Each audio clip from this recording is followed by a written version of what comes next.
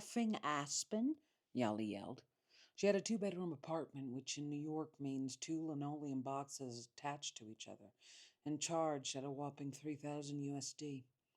Heathen effing Aspen, she repeated in rage.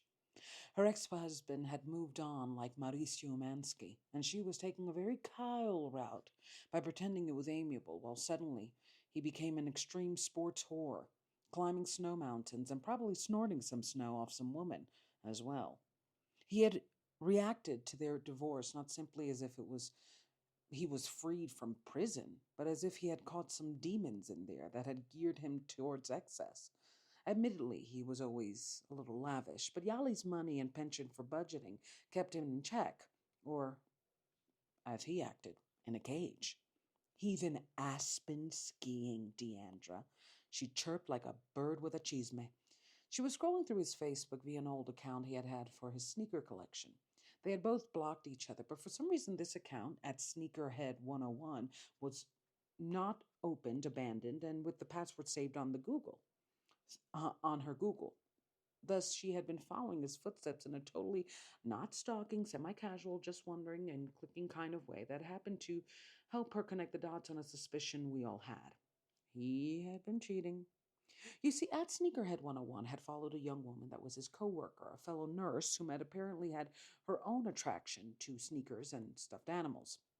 A woman's intuition naturally activates at the same time as a man lies, and Yali suspected there was something happening between them just a few months before he had an existential breakdown and declared that the marriage had emotionally that he had emotionally abandoned years ago was starting to overwhelm him. I do not know how, but I imagine it was not overwhelmed with feelings, as it appeared at Sneakerhead 101 had fallen for Kitty Cat NY, her Life in NYC blog. Look at that. They're sharing a snowboard, she gasped, all cuddled up in their Cosby sweaters. Well, I hope his pudding pop is all full of sadness, I backed.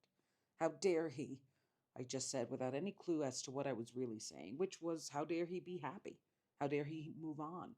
It had just been 7 months since the official divorce, and the separation time was a little bit tricky because to us, he never really fell in love with Yali as much as fell in love with how she bettered him, which was also his resentment. She poured into him like he was a jug, very conscious of his own inability to get himself water. Yet he dried her up, and then oddly judged her for feeling it. To Yali, he moved on quick, but what nobody who loved her told her is that he never really stepped in.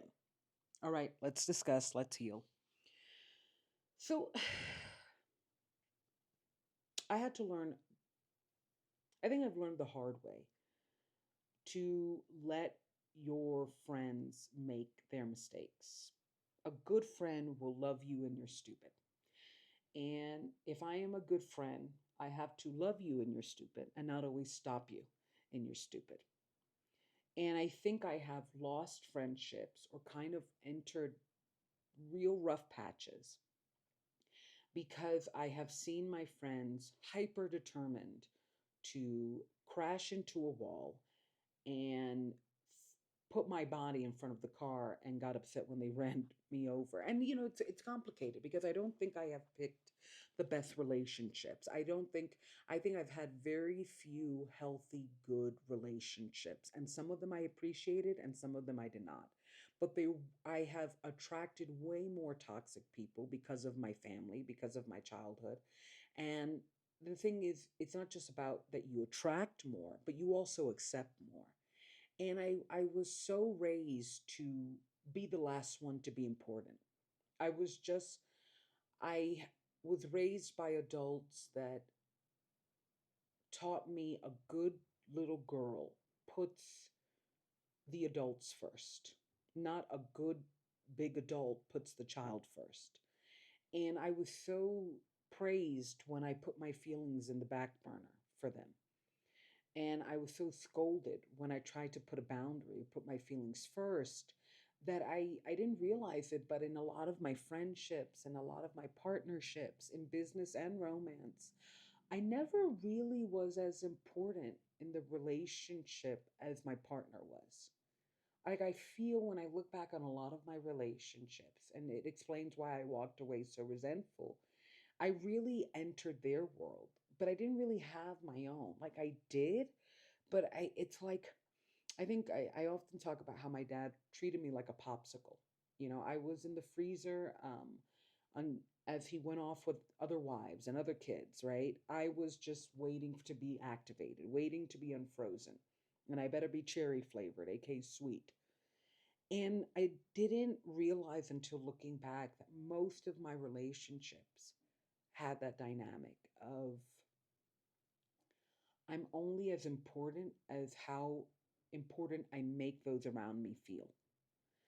And Yali kind of did that with her ex. I'm not going to lie. And it's very tricky because Yali, out of all my friends, is very much like my mom.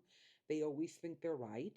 And I will give Yali grace. I think she's incredibly sweet and incredibly smart, but you can be wrong. And when she's wrong, my God, is she wrong, and nobody can tell her. And I've have this history of kind of being right, but with the wrong people, and also realizing that being right with the wrong people isn't exactly an honor or smart thing either. Like you do want to be in relationships that where you can be free to share your wisdom with someone. But you also want to be in a relationship where you don't necessarily have to be that wise. Like, toxic people are messy and they have drama and they put themselves in these crazy situations and emotionally battering dynamics and then look at you like, will you hold my tears? And my father was very good at acting like he wanted help to cover up the fact that he had left you in harm's way. Because if somebody hurts you and then says, I have a problem hurting people, but I really want to change, you think, well, especially if you love them, at least they're trying to change. At least they're trying to grow. Let me see what ways I'm strong enough to handle my wound and help them learn how to not wound. And obviously, that's narcissism. Obviously, that was his manipulation tactic, but it worked. It worked because my father was really good at making himself central, despite being useless. Like, he never gave anything, he never did anything, but he acted like he was. And he acted like he was to very insecure people. And my mother was very smart, but I think she wanted to be in love and she wanted to have a family and emotional, and being really smart is thoughts, but being emotionally intelligent is separate. And I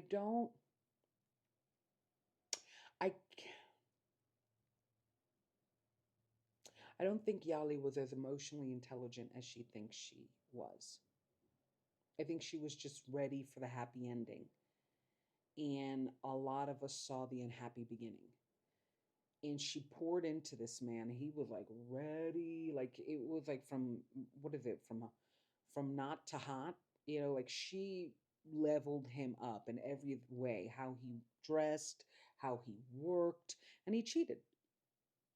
He Ethan Slatered real hard, and I wasn't surprised. So basically, he had a Facebook account dedicated to his sneakers. He loves sneakers, and they blocked each other, obviously for mental health.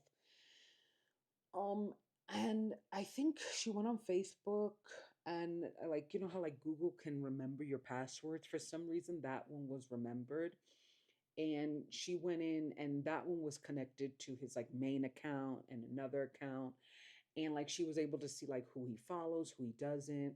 And he doesn't really, I don't know, I don't think he uses it that much because I know that with Facebook, it can tell you your history, right? Or like it can tell you where you've logged on. So I don't know if he uses it that much or he just doesn't notice that Yali's been using it. But she logged in and like that's her like secret way to keep tabs on him. And listen, I'm not going to judge her because I think we've all stalked an ex, or like looked up an old enemy.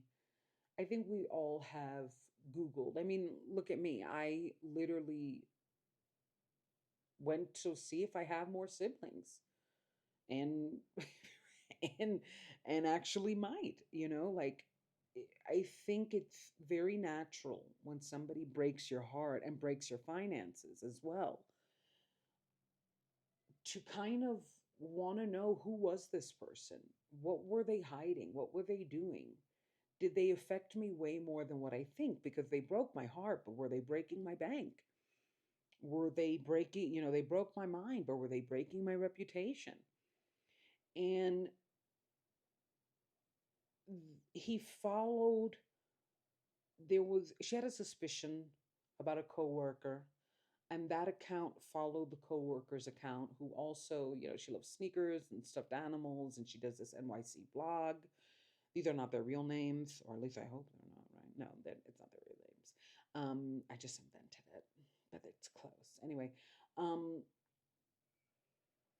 and he had gone to Aspen, which is in a very expensive trip, by the way, and they were there cuddling up.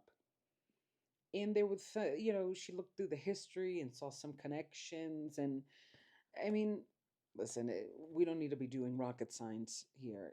I, I'm 90% sure they were together while during the marriage. I am, I'll give 10% for grace, but really I should just keep it and call it 100. It's just difficult to acknowledge the truth with Yali, because I think one thing that I learned via my mother is that we will judge a woman or judge the victim for being stupid over the victimizer for being evil. Like, we don't judge, we judge the victim for where they were and how they were dressed and what they did, especially as women, more than the fact that evil was evil. My father was a monster, right? He committed a lot of harm and enjoyed it. And I think my mother's fear, and rightfully so, was people will think she's stupid, and not, wow, he's a really good liar and he's really good at covering his tracks. And it's dangerous that this narcissist was able to get away with such things. Because I really do think we underestimate evil and how good it is at acting maliciously, overestimating good people and how much they should know that evil exists. We will judge somebody. They shouldn't have been kind. They shouldn't have been helpful. They shouldn't have been sweet. They shouldn't have been there. And I think Yali's so protective of her intelligence, of being called intelligent, that it's not easy to talk about the past with her. I think she talks about it way more than what she thinks, but not as honestly. And again, my history with friends has been tricky, because I have spoken the truth and, been Cassandra telling everybody Troy's a bad idea, and they still went in that horse. So I kind of just, I have too much to focus on in my own life and in my own growth, to obsess over how people are growing, because that could be very distraction based, and that could be very hubris too. You think you're great because you don't have people's issues, but you still have some issues you got to resolve. So, yeah, he went to Aspen, and he's been really acting up and acting like he is so free. And I think it's hard